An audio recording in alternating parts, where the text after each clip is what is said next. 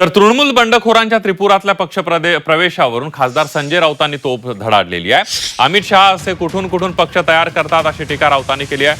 22 खासदार भाजपात निघाले, त्यांना एनसीपीआय मध्ये ढकललं असा दावा राऊतांनी केलाय। राऊतांच्या टीकेला भाजपनं उत्तर दिलंय। ममतांची चिंता सोडा, आधी स्वतःचे खासदार सांभाळा असा पलटवार भाजपचे मुख्य प्रवक्ते नवनाथ बन यांनी लगावला। तर शिवसेना युबीटीची अवस्था ही तृणमूल सारखी होईल असा इशारा शिवसेना नेते संजय निरुपम यांनी दिलेला आहे।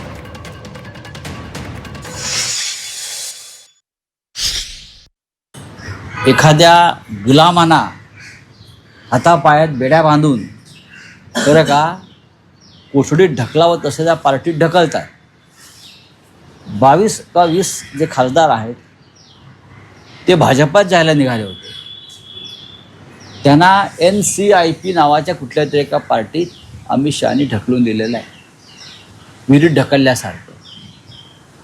याच्यामुळे एक झाले, पार्टी मर्ज झाल्यामुळे तृणमूल काँग्रेसवरचा त्यांचा दावा आणि चिन्हावरचा दावा हा संपलेला आहे, जे महाराष्ट्रामध्ये व्हायला पाहिजे होतं। पण न्यायालयात इथे एक न्याय वेगळा लागला आहे आणि पश्चिम बंगालमध्ये वेगळी घटना घडली।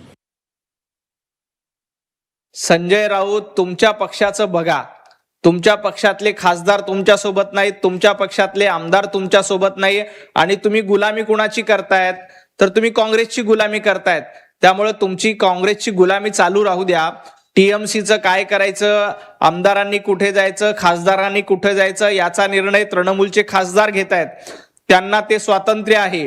त्यामुळे तुम्ही त्यांची चिंता करू नका, तुम्ही तुमच्या पक्षाची चिंता करा।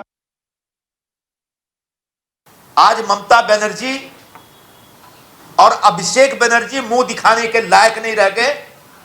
उनके विधायक टूट के चले गए अलग, उनके सांसद टूटकर चले गए वो अलग। तो जिस तरीके से ममता बनर्जी और उनकी पार्टी की दुर्गति हुई, ऐसी ही दुर्गति उबाठा की भी आने वाले दिनों में हो सकती है, अगर यूं ही संजय राउत और उद्धव ठाकरे दोनों प्रधानमंत्री मोदी जी का सतत अपमान करते रहे तो।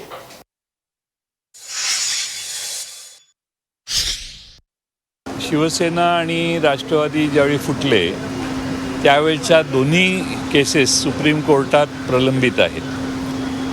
म्हणजे 5 वर्ष झाली तरी न्याय मिळालेला नाही। आता या 2 केसेस ऑलरेडी असताना तसलीच तिसरी केस करणं हे सत्तारूढ लोकांना सोयीचं नव्हतं आणि म्हणून त्यांना एका फालतू म्हणण्यापेक्षा ज्याला अस्तित्वच नाही, ज्यांना मागच्या निवडणुकीत 800,000 मतं पण पडलेली नसतील, अशा पक्षामध्ये या सगळ्यांना विलीन करण्याची व्यवस्था केलेली आहे।